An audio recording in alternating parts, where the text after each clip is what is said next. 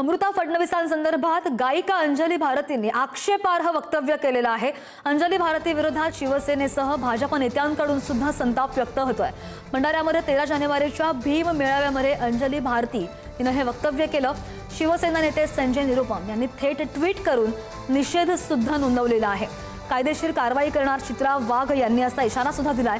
गायिका अंजली भारतीने राज्याच्या मुख्यमंत्री देवेंद्र फडणवीस यांच्या पत्नीसंदर्भात अत्यंत खालच्या पातळीवर जाऊन आक्षेपार्ह वक्तव्य केल्याचा संतापजनक प्रकार समोर आला आणि या घटनेचा व्हिडिओ सोशल मीडियावर व्हायरलही होतोय। भाजप नेते आणि आमदार चित्रा वाघ यांनी आक्रमक पवित्रा घेत संबंधितांना कडक इशारा दिलाय। फाशी द्या, फाशी द्या, फाशी द्या। कसं सरकार फाशी देईल? हे मोदी सरकार फाशी देईल का? मी तर म्हणतो इमानदारीच्यानं त्या बलात्कार करणाऱ्याला सांगतो, कोण्या पोरीवर कोण्या माय बहिणीवर बलात्कार केल्यापेक्षा ना या देशाचा मुख्यमंत्री जो आहे ना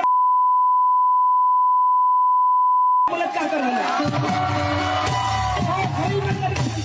कारण गरीबाच्या लेकरावर केल्यापेक्षा बलात्कार आहे की नाही तवा टाईम समजत यायले का माहिती माय बहिणीवर बलात्कार झाला तेव्हा दुःख काय होते।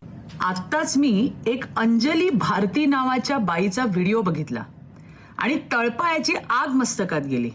राजकीय विरोध असू शकतो, पण भर कार्यक्रमात मुख्यमंत्र्याच्या पत्नीवर करा अशी चिथावणी देणं, ती सुद्धा एका बाईने।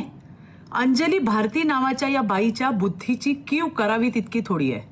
अशी भाषा म्हणजे मानसिक विकृती असून या बाईवर आणि ज्यांनी कोणी हा कार्यक्रम आयोजित केला त्याच्यावर तात्काळ कठोर कारवाई झालीच पाहिजे। बघा,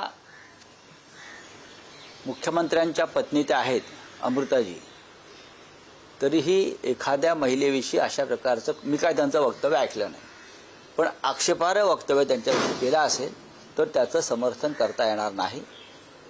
विशेषतः त्या स्वतः एक कलाकार आहेत, अमृता फडणवीस, त्या स्वतः संगीत क्षेत्रात त्यांचं नाव लौकिक आहे आणि त्यांच्यावरती अशा प्रकारे मला कोणी काय म्हटलेलं माहीत नाही, पण तसं असेल तर मी निषेध करतो।